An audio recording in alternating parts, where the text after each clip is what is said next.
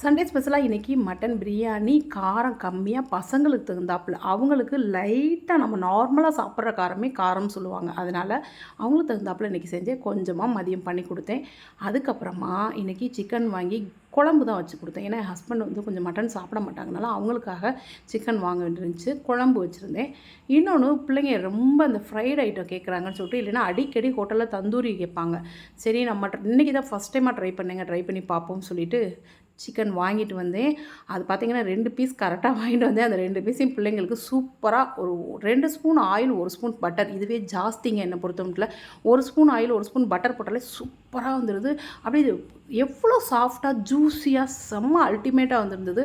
நான் ஃபஸ்ட்டு யோசித்தேன், நம்ம தந்தூரி எப்படி சரி செஞ்சு பார்ப்போம், எப்படினாலும் வர்றதை பார்த்துக்குவோம் அப்படின்னு சொல்லிட்டு செஞ்சாச்சு. டேஸ்ட்டும் சூப்பராக இருந்துச்சு.